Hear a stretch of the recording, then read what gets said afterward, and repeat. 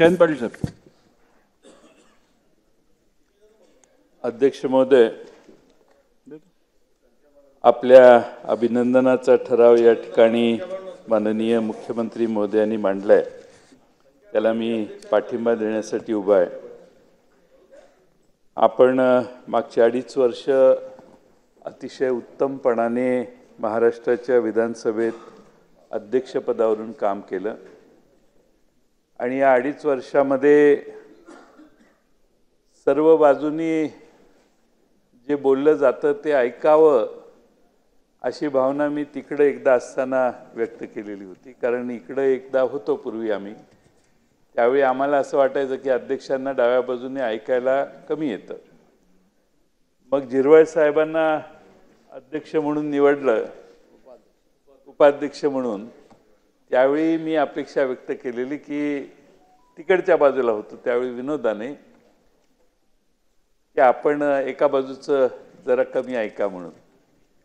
पण आपल्या 2.5 वर्षाच्या काळात आम्हाला हे मान्य केलं पाहिजे की आपण दोन्ही बाजूला सतत न्याय देण्याचं काम केलं आणि ते करत असताना संख्याबळावर काही फारसं बोट कधी ठेवलं नाही आणि तोच स्वभाव तुमचा यावेळी कायम राहील अशी अपेक्षा मी या निमित्तानं करतो. खरं म्हणजे आज तिघांची भाषणं झाली. पहिल्या भाषणापेक्षा दुसरं भाषणच मुख्यमंत्र्यांचं आहे का काय असं वाटायचं आमच्यावर पाळी आली. त्यामुळे प्रदीर्घ मार्गदर्शन सभागृहाला झालं.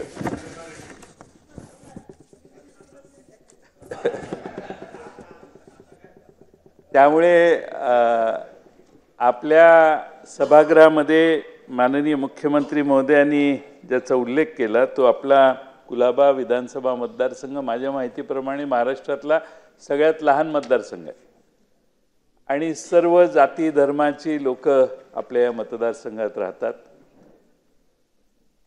मासे मारणारे कोळी समाजाचे आमचे बांधवही याच समाजात या भागात राहतात.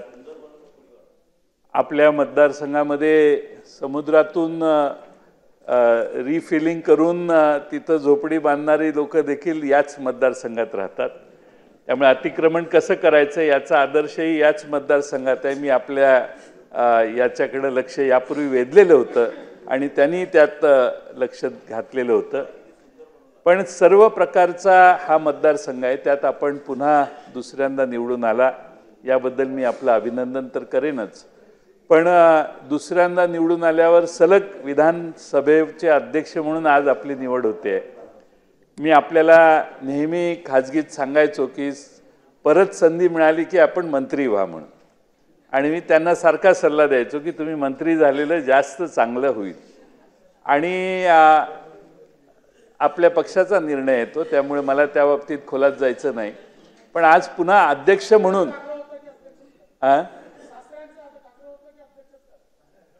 सासऱ्यांचं तुम्ही किती ऐकता हे मला चांगलं आता अलीकडच्या काळात कळायला लागलेलं आहे. त्यामुळे सासऱ्यांच्या आग्रहाप्रमाणे असं मी म्हणणं म्हणजे त्यांच्या कर्तबगारीवर अन्याय आहे. त्यांनी त्यांचं पद हे स्वतःच्या कर्तबगारीवर मिळवलेलं आहे आणि त्यामुळं या छोट्याशा मतदारसंघात आमचा हा विधानभवनाचा हा एरिया येतो आणि या विधानभवनाची आपण अध्यक्ष झाल्यापासून जी काळजी घेतलेली आहे ती अतिशय उत्तम दर्जाची घेतलेली आहे, ज्याचा माननीय अजित पवार यांनी उल्लेख केला. आणि दालनं तर सुरेखच केलेली आहेत, पण आपल्याकडे आल्यानंतर अनेक वाद घालण्यासाठी येणारे सगळे आपण गरम कॉफी देऊन शांत करून बाहेर घालवलेले अनेक 2.5 वर्षात त्याचा आम्ही सगळ्यांनी अनुभव घेतलेला आहे.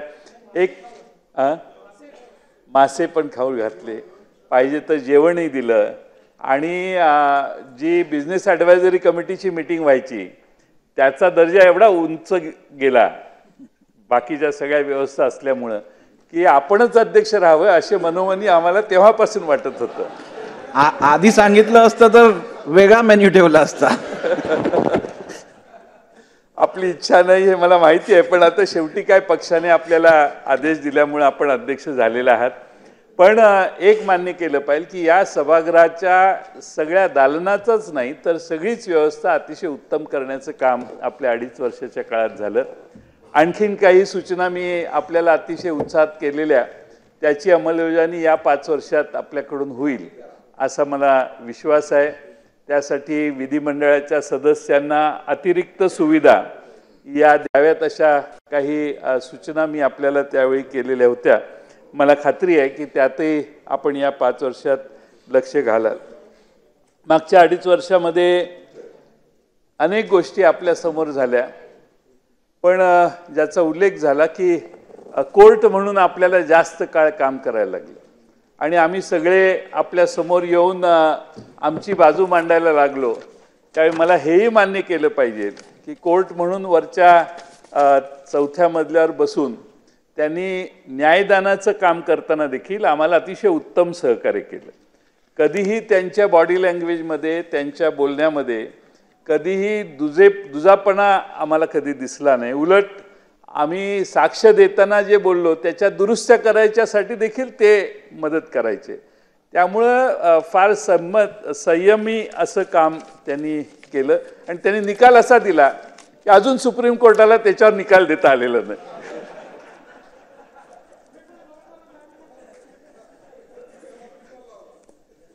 सुप्रीम कोर्टाचा निर्णय यांनी जो निर्णय दिला त्याच्यात सुप्रीम कोर्ट अजून विचार करतंय. एक जज एक चीफ जस्टिस घरी गेले सुप्रीम कोर्टाचे, त्यांनी त्याला हात लावला नाही, त्याच्यावर भाष्य केलं नाही. पण एक मी तुम्हाला आभार मानलं पाहिजे, काय का असे ना त्यावेळी कोणाची बाजू चांगली कोणाची बाजू, तुम्ही कोणाला डिस्क्वालिफाय केलं नाही. हा सगळ्यात विशेष महत्त्वाचं म्हणजे ते डिस्क्वालिफिकेशन होणं आणि परत त्यांनी आपल्या स्वतःची इंडिव्हिज्युअल लढाई करत बसणे. त्यामुळे त्याबद्दलही उशिरा का होईना मी तुमचे आभार मानेन. आता सुप्रीम कोर्ट निकालच देत नाहीये त्यामुळे आपले आभार मानणं आणि आपलाच निर्णय मान्य करून नवा डाव आता सुरू झालेला आहे. यामध्ये काम करायला सुरुवात करणं ही आमच्या समोरचा पर्याय आहे. पण आपल्या सगळ्यांना खरं म्हणजे एक चांगले अध्यक्ष मिळालेले आहेत, कायदा समजणारे अध्यक्ष मिळालेले आहेत आणि मला खात्री आहे की या 5 वर्षात अतिशय उत्तमपणाने सभागृहातलं कामकाज ते चालवतील. आमची विनंती एवढीच आहे की दादांनी भाषण केलं, आमचं काही तुम्हाला चॅलेंज नाही, तुमची संख्याच जास्त आहे. तुम्ही 230 वर आलेला, 237 आले का अपक्ष 237 आलेला. तुम्ही तिघांनी एवढं मोठं मन केलं पाहिजे की 237 आपल्या बाजूने तसं न समता 288 जणांचं हे सभागृह आहे. आता तुम्हाला विरोध करून करून आम्ही महागाईवर भाषणं केली महाराष्ट्रात, आम्ही बेरोजगारीवर भाषणं केली, आम्ही महिलांच्यावरच्या अत्याचारावर भाषण केलं. संविधान माझं जास्त जोर नव्हता त्यावर, पण जे जे मुद्दे आम्ही सभागृहात महाराष्ट्रातल्या जनतेमध्ये मांडले त्या जनतेनं त्यानंतर निर्णय दिलेला आहे. त्यामुळे आता चांगलं सरकार तुम्ही चालवाल अशी अपेक्षा आहे. पण मी पुन्हा येईन असं माननीय देवेंद्र फडणवीस साहेब म्हटले होते, पण 5 वर्ष ते आले नाहीत. ते आले पण दुसरीकडे बसले. 5 वर्षाच्या कालखंडात त्यांच्यात काय बदल झाले हे मी मगाशी त्यांच्या भाषणात ऐकलं. त्यांनी एक आमूलाग्र बदल केला की विरोधी पक्षाच्या बरोबर संवाद साधण्याचा पुन्हा प्रयत्न केला. पण मी त्याचं स्वागत करतो, कारण शेवटी विरोधी पक्ष किती मोठा आहे आणि लहान आहे यापेक्षा विरोधी पक्ष या सभागृहामध्ये जनतेमध्ये जे अपेक्षित आहे ते मांडण्याचं काम करतो, जे काही प्रश्न असतील ते मांडण्याचं काम करतो. आणि मला माननीय विरोधी मुख्यमंत्री महोदयांचं त्यांच्या भाषणातून जे मी घेतलं ते हे आहे की त्यांना संवाद विरोधी पक्षांच्या बरोबर असण्याची अपेक्षा आहे. त्यांनी 5 वर्षाच्या कालखंडात ते उपमुख्यमंत्री म्हणून त्यांनी पद स्वीकारलं. जे काही पक्षाने त्यांचा निर्णय दिला तो घेतला आणि आज ते पुन्हा जास्त ताकदीनं सभागृहात येऊन बसलेले आहेत. त्यांचंही अभिनंदन केलं पाहिजे असं मी समजतो, कारण शेवटी संख्येला लोकशाहीत महत्त्व असतं. आणि म्हणून आपण जो प्रस्ताव मांडला त्यामध्ये आपण काही मुद्दे मी माननीय अध्यक्ष महोदयांना यापूर्वी अनेक वेळा सांगितले की सभागृहामध्ये जी गर्दी होते त्या आमदारांनाच चालायला अवघड होतं, मंत्री महोदयांनाही चालताना अवघड होतं आणि वेळेत इथे येऊन बसून आपली उत्तरं देण्याच्यासाठी देखील मंत्र्यांना धडपड करावी लागते, आमदारांनाही धडपड करावी लागते. त्यामुळं बाहेर एंट्रीला एक्झिटला हॉल वेगळे दालनं करावीत, थोडीशी एक 4-5, आणि मंत्री महोदयांनी शिष्टमंडळानं बाहेर जाऊन भेटावं. ते केलं की आत येण्याची गर्दी कमी होईल. नाहीतर अनेक जण येतात आणि दिसेल त्या मंत्र्याच्याकडे जाऊन भेटायचा प्रयत्न करतात. ही संख्या जर कमी केली तर सभागृहात बाहेर थोडंसं दालनाच्या बाहेर मंत्री महोदयांना मी माननीय मुख्यमंत्र्यांनी केलेल्या सूचनेला मी पाठिंबा देतो. कारण सभागृहाच्या बाहेर देखील शांतता असली पाहिजे आणि काम करताना संधी मिळाली पाहिजे. मंत्री महोदयांना प्रोटेक्शन असतं. माझं म्हणणं प्रोटेक्शन आत घेऊन बहुतेक कोणी येत नसेल, पण प्रोटेक्शनची लोक बाहेर बसली पाहिजेत.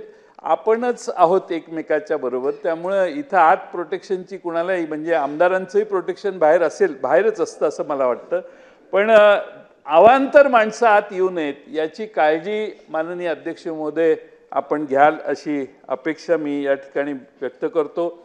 स्वर्गीय मधुकरराव चौधरी साहेब अध्यक्ष होते. 90 साली मी पहिल्यांदा अध्यक्ष झालो. त्यावेळी दार उघडून आत येताना आमदार झालो. त्यावेळी दार येऊन किती लक्ष आहे बघा माझ्यावर.